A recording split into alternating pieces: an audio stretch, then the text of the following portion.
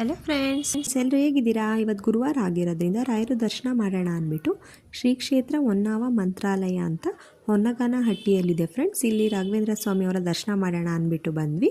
ನಾವು ಇದು first time ಬಂದಿದ್ದು. ತುಂಬ ಜನ ಇದ್ದರು ಫ್ರೆಂಡ್ಸ್ ರಾಯರ ದರ್ಶನಕ್ಕೆ. ತೆಂಗಿನಕಾಯಿ ಕಟ್ಟಿ ಮತ್ತು ತುಪ್ಪದ ದೀಪ ಹಚ್ಚಿ ಪ್ರದಕ್ಷಿಣೆ ಹಾಕೋರು ಇಲ್ಲೆಲ್ಲ ಪ್ರದಕ್ಷಿಣೆ ಹಾಕ್ತಾಯಿದ್ರು.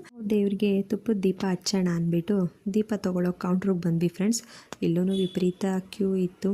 ನಾವು ದೀಪ ತೊಗೊಂಡ್ವಿ, ದೇವರಿಗೆ ಬೆಳಗಿದ್ವಿ. ರಾಘವೇಂದ್ರ ಸ್ವಾಮಿಯವ್ರು ನೋಡಿ ಫ್ರೆಂಡ್ಸ್, ಹೂವಿನ ಅಲಂಕಾರದಲ್ಲಿ ಈ ರೀತಿ ಕಾಣಿಸ್ತಾ ಇದ್ರು. ತೆಂಗಿನಕಾಯಿ ಅಂತೂ ದೇವಸ್ಥಾನದ ಸುತ್ತಲೂ ಕಟ್ಟಿದ್ರು. ಇಲ್ಲಿನ ವಿಶೇಷತೆ ಅಂದರೆ ದೇವಸ್ಥಾನದ ಸುತ್ತಲೂ ಬರೀ ತೆಂಗಿನಕಾಯಿನೇ ಕಾಣಿಸುತ್ತೆ ಫ್ರೆಂಡ್ಸ್. ನಮ್ಮ ಮನಸ್ಸಲ್ಲಿರೋ ಕೋರಿಕೆಗಳು ಈಡೇರಲಿ ಅಂದ್ಬಿಟ್ಟು ಭಕ್ತಾದಿಗಳು ಇಲ್ಲಿ ಬಂದು ತೆಂಗಿನಕಾಯಿನ ಕಟ್ತಾರೆ. ನೋಡಿ ಫ್ರೆಂಡ್ಸ್, ಈ ರೂಮ್ ಫುಲ್ಲು ತೆಂಗಿನಕಾಯಿನೇ ಇರೋದು. ಇಲ್ಲಿ ಹೇಳ್ತಾರಂತೆ ನಾವು ಎಷ್ಟು ವೀಕ್ ಬಂದು ದೇವರಿಗೆ ಈ ರೀತಿ ತೆಂಗಿನಕಾಯಿನ ಕಟ್ಟಬೇಕು ಅಂತ.